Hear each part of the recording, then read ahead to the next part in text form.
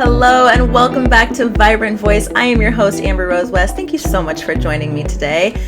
I am extremely excited to talk about today's topic, which is creating stronger self-talk for a stronger speaking voice. Now, when we think about public speaking or, teaching or leading, we don't always think about the internal voice that we have inside of our head. We focus very much on this external voice, our presentation voice, the one that other people hear. What I'm beginning to realize is that there are so many people who don't understand the link between your inner voice, your self-talk, and how that translates to the skills that you have as a speaker externally, right? And so one of the things that I wanted to talk about today was how to create that self-talk that's supportive inside of your head so that it translates into a confident public speaking voice. And that can be the voice that you're using to lead presentations. It can be speaking at summits and retreats. It can be leading classes. Any of the external speaking that you are doing really starts inside of your head with your internal voice. And that's why it's important to talk about it. I know that other public speaking coaches don't talk about it a lot. I do, because as you all know, I come from also a confidence coaching background, and self-talk is one of the things that we start off with whenever we're attempting to make any type of change to our confidence or our presentation skills. And so I wanted to do a little bit of a deeper dive into self-talk today, and give it the spotlight that it deserves. Yeah. So what is self-talk? It's the way that you talk to yourself. It's your inner voice. I know that can seem like you're like, duh. But sometimes I really like to be clear on my definitions of things, because I don't want there to be any confusion about what it is that we're going to talk about. So it's not just your inner voice. It is your inner voice, but it's also the way that you talk to yourself. And I think that that's an important distinction to make as we keep rolling along here. You may be thinking, Amber Rose, I thought you were a speaking coach, and I am. And working with instructors, teachers, and trainers, I know that your skills lie in how well you speak and are able to communicate with the people around you. I spent a lot of time on this show talking about cultivating a stronger speaking voice, but creating a stronger speaking voice is only a fraction of being a great teacher or leader. So we talk about how we talk to other people, but something we don't talk about enough is how we talk to ourselves. There's not enough time spent on that internal voice and how it is that we are speaking to ourselves. So why does this matter? Your speaking voice is directly related to your self-talk. Y'all know that I'm not about that fake it till you make it mentality. I don't want you to feel like you have to create this like facade of an external voice so that you can be a leader for others, all the while the voices in your head are not supporting you. So I wanted to give you a little bit of an example of what this looks like in the real world. Let's say that you're teaching a class. You're welcoming these students in to learn information. You are asking them to take that information and then practice integrating it with confidence, right? And to lean into the things that they don't know, to lean into being okay with making mistakes and learning and getting back up when they fall down, right? We're these teachers who come into our class and we welcome our students with open arms and we teach them all these lessons of education and learning and compassion along that path. All the while, let's say you're teaching this class, and while you're telling them to be gentle with themselves, you're telling them to trust the process, you're telling them to trust that they're going to get better with practice.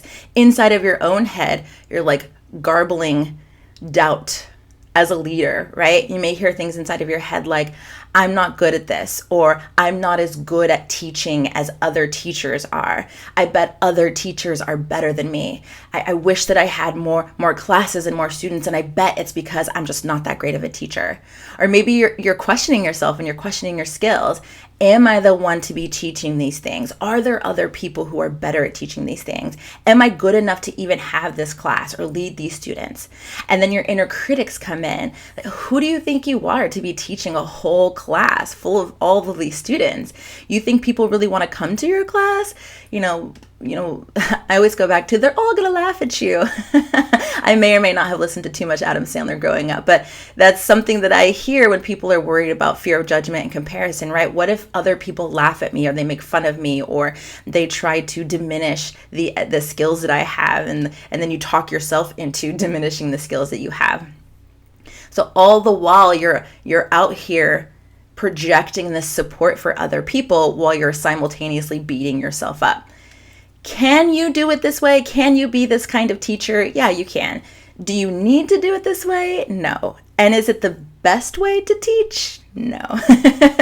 Probably not, right? As you and I know, everything is energy, right? This exchange that you have. So even if you're out here outwardly supporting people, you're still carrying that energy of not supporting yourself. You want to go further, faster? You can have this unsupportive talk and fake your way through getting the job done. But let me just tell you the difference between faking it and having your self-talk support you. It's the difference between night and day. And it's all about authenticity and alignment, right? I want less fake it till you make it and more practicing what you preach. So let's talk about practicing what you preach for a minute, because it's important, especially for those of us who have this craving or desire to be teachers and leaders and speakers. Practicing what you preach is really about integrity, right? It's about integrity in what you're sharing and why it is that you're doing it, and not being this, I just want to be a face, I just want to be a voice, I just want to be a mouth, I just want to be a message, right? But really integrating what it is that you are teaching other people or sharing with other people. So the first part of practicing what you preach is understanding that student-teacher relationship and what kind of energy exchange that is. I'm not going to get too woo-woo into this. I know it kind of sounds like I might be going down that path, but I do want you to think about it as an energy exchange. I want you to remember when you were a student, right? When you were learning new things. Do you want a teacher who is faking it till they make it just to give you the information? Or do you really want someone that you can look up to as a mentor, as a role model, someone who does know what they're doing, does know what they're sharing, and then can impart it onto you? And the second part of this student-teacher relationship is you also have to remember that whether you're teaching or speaking or presenting, you are giving someone information so that they may be a student now, but at some point they're going to be a teacher. They're going to be teaching someone else possibly what it is that you are teaching them, right? So what kind of energy exchange are you giving them if in your head you're full of doubt and you're full of fear and your inner critic's running wild and you're like, all of this mess, but you're trying to teach them something, right? Are we creating more teachers out here that have these experiences, or are we really coming into it with confidence and saying, I know that I'm giving you information. One day you're going to take this information and run and teach it to other people, and I want to make sure that it has that authenticity and integrity and confidence into it. So the second part of practicing what you preach is that people want to learn from and follow those that are confident in their skills. I want you to think about a time where you had a choice between two teachers and the reason behind why you chose the teacher that you chose. Now, there are a lot of different factors that can go into it, but I can pretty much guess that one of the reasons that you chose the teacher you chose is because they came across confident in the skills that they were getting ready to teach you. They were probably really excited to teach you those things. And the more time you spent listening to that person, the more time you were, I think that they're confident in what it is that they're teaching and what it is that I'm going to learn from them. You probably made that decision based on the confidence of that teacher in bringing you the education that you wanted. I'm thinking about example from my own life when I was looking for a new yoga studio and a new yoga teacher. There are a lot of yoga teachers, okay? There are a lot of yoga teachers. They teach with lots of different styles, right? You can feel the energy of your yoga teacher and you can decide whether or not you want to continue practicing with them. I chose my yoga teacher, one, for the curriculum, but two, because she came in with the confidence of saying, I'm not like other yoga teachers and I'm going to teach you this side of yoga that we don't talk about enough, right? This holistic side, the practitioner side. It's not just about asana or getting sweaty or moving your body. I want to teach you every bit behind this psychology, why we're here practicing this. And that's what really stuck to me, that not only was she confident in the curriculum that she was teaching, she was confident that she was going to be the one to teach it even when others weren't. Right? So that's practicing what you preach, right? Saying, I'm practicing yoga and I'm doing it for this reason, and then saying it out loud and finding students that specifically want to be working with you in that light. It's the same for you. Whatever your field of study is, it may not be yoga, but whatever it is, students are looking at teachers and making decisions based on the curriculum that they're offering, but also the confidence in their skills. This last piece of practicing what you preach is, it's not enough to speak about it. You really got to be living it. And I'm not talking about being completely obsessed or completely overrun, that it's like the only thing you do in your life. But we have to remember that we live in a day and age of social media. Okay, social media can be the highlight reels, people not wanting to show their back steps or their failures or any of those kinds of things, right? And it can have that fakeness to it. It's just like everybody's life is not rosy sunshine and cupcakes all the time, right? So when we talk about, it's not enough to just speak it, but we have to live it. Again, it's that integration, right? And we have to remember that our world is so commodified that people will say anything to get paid. And I want to help you create authenticity and what it is that you're saying and doing, right? I don't want you out here speaking about confidence, speaking about the things that you're teaching, and then inside your head, you're full of all this doubt and fear and what's going on, because that's a misalignment, right? Then you're out of authenticity and you're out of integrity for what? For social media, for content, for money, right? There's a way to have a balance between all of those things where, yes, you can still make content. Yes, you can still make money, but you're actually practicing what you preach. So we're going to get back into self-talk here. I love talking about self-talk. It's one of those things that I feel like people just don't talk about enough. Our thoughts can be so overwhelming, and they can run away with themselves, and they sometimes have a personality of their own, right? I really enjoyed my journey into taking accountability and taking ownership of my self-talk, and really understanding that I have so much more control over my thoughts and the things that I say to myself than I used to feel before. We're going to talk about that here in a second, but I really want to get into kind of the specifics of why I believe self-talk is so important, and why I think that by the end of this episode, you're going to understand why self-talk is so important as well.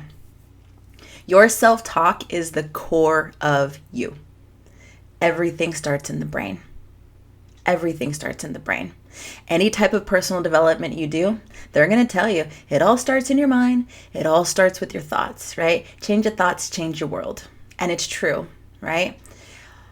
More than that, your self-talk is the source of your leadership. I like to think of, when it comes to speaking and teaching, that the knowledge that you have is the car, right? Your voice is the gas that makes the car go. So your self-talk is the source of that leadership. And that's why it's so important to get your self-talk on board and to be in alignment with what it is that you're teaching and sharing. Your internal voice becomes your external voice. And I talk a lot about don't fake it till you make it. I'm so against that whole concept, and people try to, tell me that there's good things behind it. And I get why people use the term, right? The thing about it, when you think about your internal voice creating your external voice, is that at some point, if your internal voice is negative and talking you down and being a bully and being mean, that will eventually come out of your mouth. It's not something that you can hide forever. And I've had people say things come out of their mouth, and you realize that that's what they think and feel about themselves. And then you're like, is that what they think and feel about themselves? And then you realize that they don't even realize it came out of their mouth. It just comes out because very naturally your internal voice becomes your external voice. So what is a hindrance to your internal voice? What are some things that really get in the way of you cultivating loving, supportive, internal dialogue? We're going to start here with the inner critic.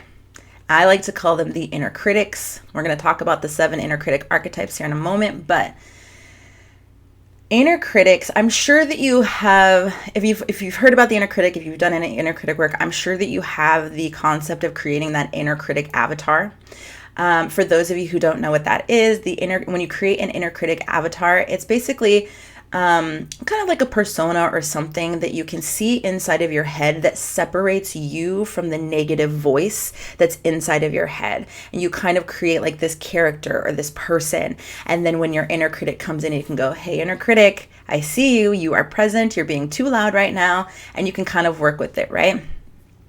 I come from the perspective of the psychological research behind the 7 inner critic archetypes, which means that your inner critic isn't just this version of you. It isn't just this overcritical version of who you are, and you can separate it from yourself and create this like avatar. That is one way to do it. I know that is a successful process, but I'm going to teach you another one here. The 7 inner critic archetypes, including the perfectionist archetype, the inner controller archetype, the destroyer archetype, the guilt tripper archetype, right? They're these different components, these different archetypes of the inner critic. And part of the reason why your inner critic can feel so overwhelming is because it's not just this one person, this one thing, this one avatar that you have. It's actually one that is comprised of all of these different aspects in which an inner critic can look at you and attack you, right?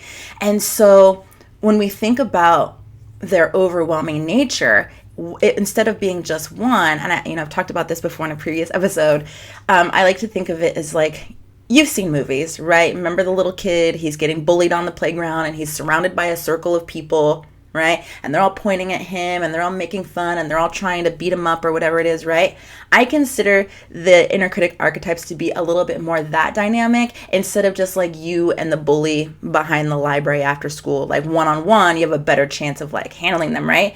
If your inner critic is overwhelming, it's very likely that you're in the center of that bully circle and your inner critic archetypes are poking at you from all different directions. And so it seems really overwhelming because, one, you haven't learned about the archetypes, but 2, when they're all coming at you at once and you don't have the skills to say, all right, right now I'm seeing the destroyer, right? Right now I'm seeing guilt tripper. The way that you handle those 2 inner critics are 2 completely different avenues, right? So just learning about these things is really important, especially if you have them in this overwhelming way. If they are overwhelming, I get this question a lot. My inner critic is so overwhelming. How do I get over it? How do I get over this inner critic? For those of you who have done work with me on the 7 archetypes, or even taken the quiz that I have, and you figured out that you have more than one, I get it all the time. How do I get over them? How do I get over them? And I'm sorry to say, you're not supposed to get over them. And actually, I'm not sorry to say, you're not, maybe you didn't know this, and I'm here to tell you, you're not supposed to get over them. And this is the part that other people don't want to tell you. It's also the part that you may not know. So let's just get kind of real about your inner critics right here. The truth is that your inner critics are trying to keep you safe.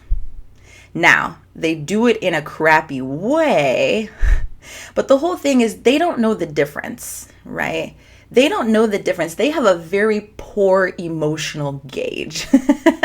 They have one job and one job only, and that job is to keep you safe. Now, when I say safe, I'm talking about your inner critics used to be this form of self-judgment, and not to say self-judgment on yourself, but it was an internal judgment system where when we were out picking berries and things like that, right? Our internal judgment system was supposed to be able to say you probably shouldn't eat that one because it might kill you, and this one's going to be okay, right? Your internal judgment system is about how far you can go away from the cave before the sun sets and the animals try to eat you, right? There used to be a much different system inside of us. Well, now this keeping us safe, it's so much more cultural. It's more societal, right? The idea of keeping us safe is to keep us safe from failure.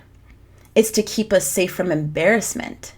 It's to keep us safe from rejection, right? Much more psychological in this term of keeping us safe, right? But it's trying to keep us safe. How they do it, well, Their level of emotional tools are really like any means necessary, right? They know the quickest and easiest way to have the most impact on your decision making, and they do it with negative reinforcement versus positive reinforcement. Again, they don't know the difference. All they know is that they have to keep you safe. And we're going to talk about negative and positive, like the negativity and the positivity in terms of how they impact us as human beings. So research has been done that negative memories are more impactful and memorable than positive ones.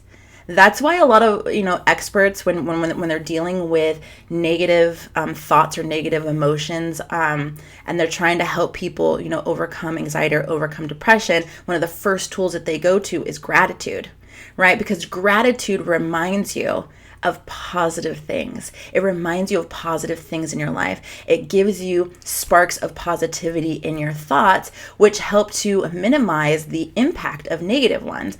Negative thoughts are easily recalled, and it's mostly because they make more of a dent on us, right? Positive ones are not as easily recalled, especially when they're shrouded in negativity. They get much harder to remember when more negativity is present. And I always use this analogy that came from my 8th grade science teacher. He was talking about positive and negative emotions in terms of a cup of coffee and a cup of water. And he was saying, funny enough that he was a chemistry teacher, but he's over here talking about emotions, but it's a lesson that I'll never forget. He was saying, if you were to pour a little bit, so let's imagine that like the cup of coffee is like negative emotions, negative thoughts, negative things that you say. The cup of water is positive thoughts, positive emotions, positive things that you say. How long would it take? Like how much coffee would you have to pour into that cup of water before it got clouded? It got clouded and it overtook the cup of water, and all of a sudden the color was different. And it's like not very much coffee at all. And he's like, that's right.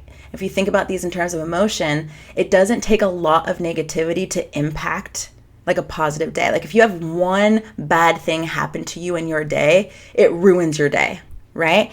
And then he said, how long would it take for you to pour the cup of water into the cup of coffee before that cup of coffee started looking clear like water?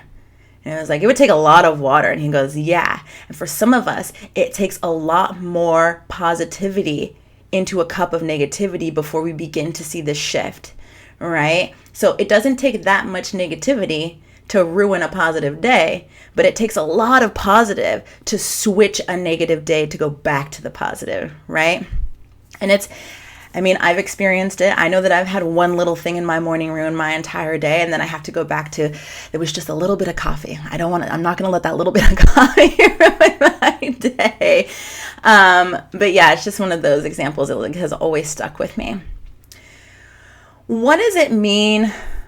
What is this negative and positive, correlation mean for the inner critics and how they interact and behave with you? And this is all going to come back around to how it is that they impact your self-talk. So stay with me.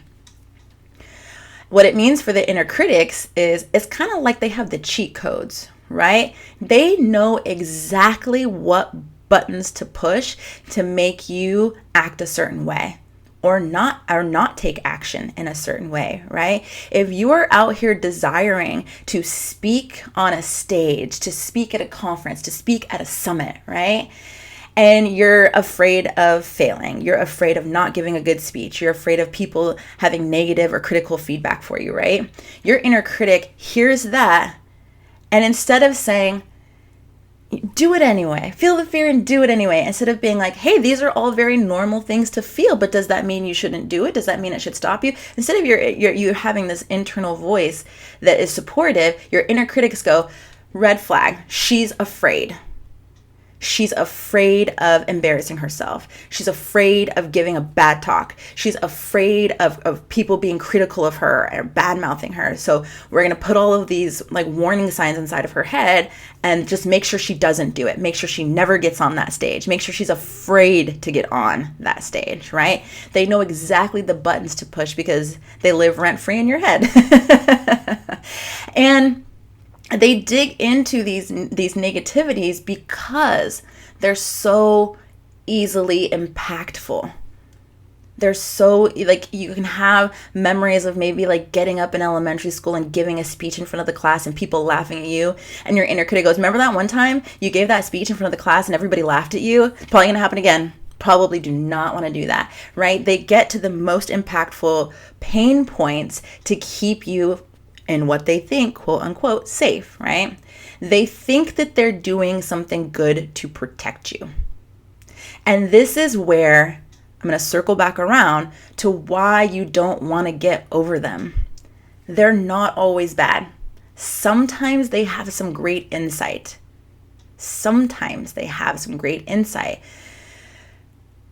But what they're trying to do is protect you from things that aren't really going to kill you. And on top of that, they have no emotional filter. So they don't really understand the impact that they're having on you by saying the things that they're saying, or making you feel the way that you feel. That's where you come in. Inner critics don't come out of nowhere. They come from us, right? And it's part of our job as the holder and leader of our brain to go, hey, inner critic, I'm going to reel you back in. I hear what you're saying. That time when I gave that speech and people laughed at me, that was really embarrassing. But what if I have an awesome experience speaking on stage? What if I go to this summit and I knock these people off their chairs? They're so excited about what I'm teaching.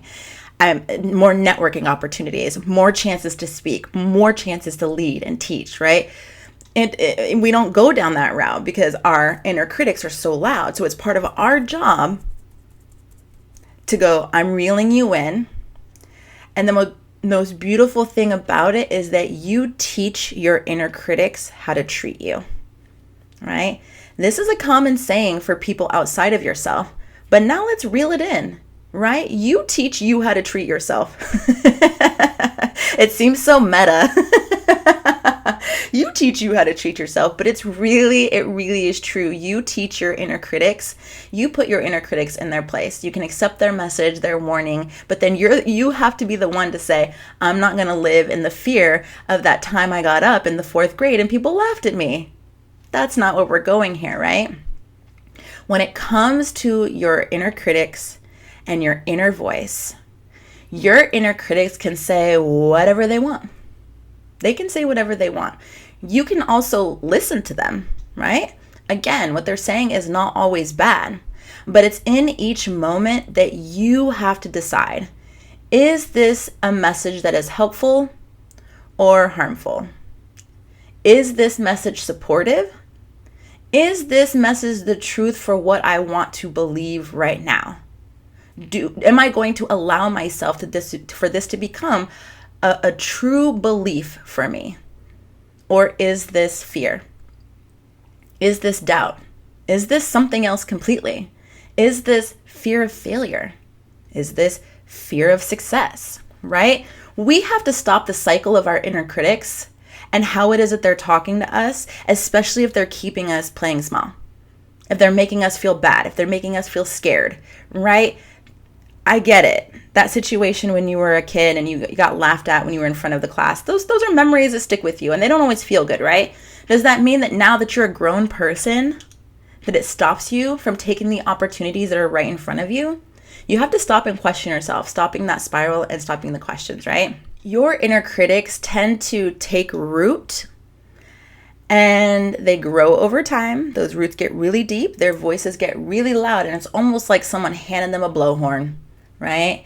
They want to be loud. They want to be as loud as possible. They think that they're doing you a favor by shouting their warning signs.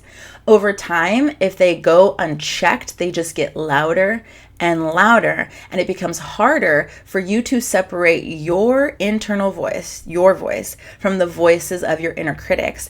They're also a little bit sneaky. We're not going to talk too much about this, but they're also a little bit sneaky into the point where they start to replicate your own voice. So it sounds like you saying these mean, awful things to yourself, right? But it's not. It's your inner critics. But they're sneaky. They get the blowhorn and then they get the voice modulator and they sound like you. I want you to remember that you hold the key to all of your decision making, right? They may think that they're doing you a favor. Sometimes they're not, right? And you have to be able to discern in those moments, are they doing me a favor? Are they keeping me safe? Or are they keeping me stuck and spiraling and feeling like I'm not living in my potential?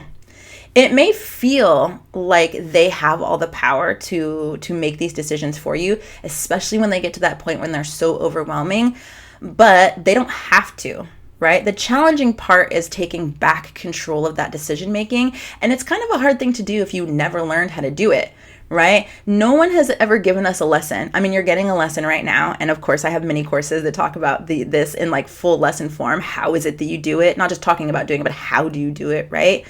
And on top of that we didn't learn how, but then also we were never given permission to really decide something different from our inner critics and our internal voice. So you may be getting to that place where you feel helpless, you feel hopeless. There's this blowhorn with an inner critic behind it, and you're like, I should probably listen to it because it's so loud, right? Guess what? You get to choose. In every single moment, you get to choose. You get to decide. Part of listening to this show, I know, is helping you come to grips with that, like giving you the permission, giving you the tools, helping you understand what's actually going on in your head. But, and being here, you're probably like, I have a choice, right? And my choice is that I'm going to take back control, and that's right. Yes, you are. Yes, you are. And there are a couple of things that are going on here when it comes to your inner voice as it relates to your outer voice. First, if you are battling your own self-talk, it can make it harder to develop the voice that comes out of your brain, right? I like to think of the development of a speaking voice kind of in 3 parts, which is like you have it here. It starts in the brain parts. And this is where you develop the thoughts, right? If you're teaching a class, this is where you put together your curriculum. If you are giving a presentation, this is where you jot down the words of, what you're going to say, your outline. If you're giving a speech, this is like where you pick your topic and you run through all of the different parts of your speech, right? It starts here where you think about it, right? And then it's cultivated here, right? You start thinking, are these the right words I want to say? Down in your throat, right? This is the actual physical creation of the voice that comes out. All right. This is like the pit stop between what you think and then what you say. There's this cultivation piece that happens in here.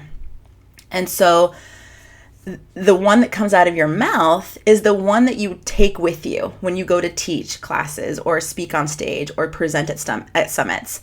The inner voice goes with you everywhere you go. And it is a part of the development of your actual speaking voice. It'll keep talking even when you don't want it to. And it'll keep talking even when your mouth is shut. Right? It keeps going. I know y'all have had those times where your thoughts are going and you're like, I'm not even talking right now, right? But your brain is, your inner critics are, right? If it's not supportive, it can and will stop your voice from being cultivated in your throat and coming out of your mouth. And I'm sure you can see the correlation between these 2 things now, right? I've gone into it. I've gone through it.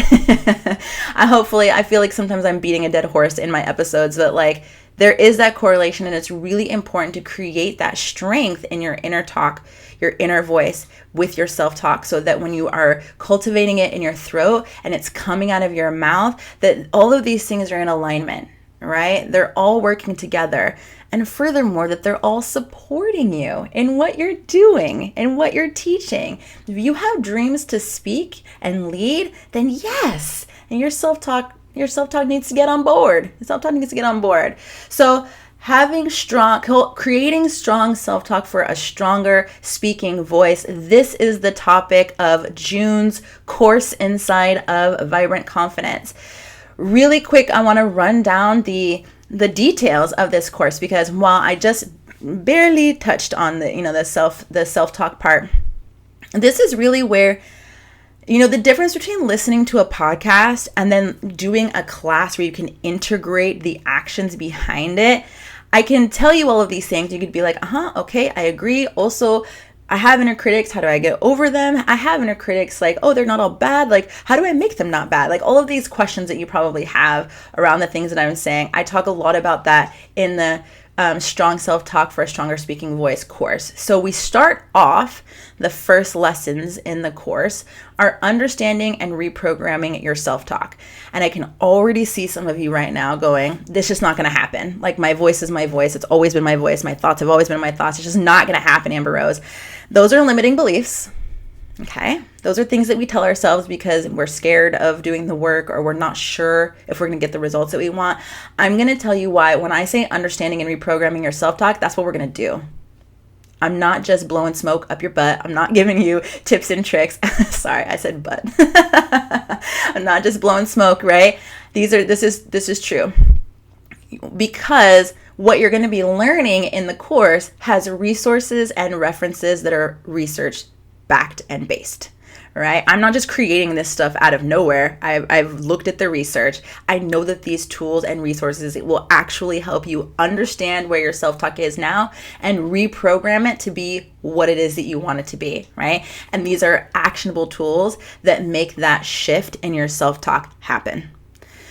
We're going to move from self-talk and we're going to go into the second lessons, which are deconstructing your inner critics. Right? I'm going to teach you in depth about all 7 inner critic archetypes so that you can go, I have those 2. I think I have a little bit of that one and the rest of them not really, right? Why do I do this? I think it's important for us to work smarter, not harder, especially when it comes to our mental and emotional work that we're doing, right? I want to make sure that if you have all 7 of the inner critic archetypes in your brain right now, that you know which tools you need to use with each individual one. But if you do not have the destroyer inner critic, but you have the guilt tripper very hard, then I don't want you doing destroyer work. That's a waste of your time. You don't have that inner critic. I want you focusing on how to handle and manage your guilt tripper inner critic. And the only way for you to know that is to know which ones you have, and then to get the tools associated with that particular inner critic, which is what you'll get inside of this course, right? And so that's really the biggest part of the inner critic work. And everyone that has sat through my inner critic presentation absolutely was like, how did you even learn this? How do you know this stuff? And it was like, research. And not only that, but like reading the results of people being able to alleviate the pressure of their inner critic once they understand it more. That's what I'm here for. That is the part that I really want to give to you. I know that inner critic avatars work to get the work started, but we're talking about healing, baby. We're talking about self-talk. We're talking about coming out here and being teachers and leaders. I want you to know everything that you can, not just from this surface perspective, but from a real deep understanding of why your inner critics exist and how to manage them, how to overpower them, how to say, thank you very much, now sit down, and really mean it. Not just, I said it and I hope that they sit down, but like you're gonna have the tools to really make that overwhelming pressure that they bring inside your head come on down, minimize it. So the third part of this course is actually more exciting. I feel like the first parts of my courses, some of these people were like, man, that sounds like a lot of work. It sounds like we're going deep. And I'm like, we are, but there's also fun. There's also fun in here. The third section of the course is about developing your inner mentor. Now, whether you're meeting your inner mentor for the first time or the 10th time, this is going to be a very special way of interacting with your mentor because it's specific to your self-talk and your speaking voice, right? Your inner mentor is something that you can always develop, you can always hang out with, but what I want to teach you is how to interact with your inner mentor and get guidance specifically on reworking your self-talk, reprogramming your self-talk, and allowing that to translate to a stronger speaking voice. This part of this course is so dope. I can't wait for you to see it. And lastly, I just want to say that this particular course, I'm really excited about releasing it because, you know, as a public speaking coach, it's my opinion that we in this field, in this industry, don't talk enough specifically about self-talk, right? There are a lot of people out here who have taken public speaking courses, classes, coaching, and they're still not speaking. And I correlate that to two things: the confidence pieces, or the hindrances to confidence, such as fear of judgment, comparison, perfectionism, imposter syndrome, right? You're not getting up to speak because one or more of these confidence crushers is stopping you from getting that confidence. And the other thing that I correlated to is people's self-talk. You know, like they know that they have a great message. They know that they have something that they want to teach. They know that they're like, I want to get on stage. I want to share this information. I want to teach these classes. But their self-talk is all up in here with inner critics saying, don't do that. Don't do that. You're not good enough. You're not smart enough. Other people do it better than you. Who do you think you are? All those kinds of things, right?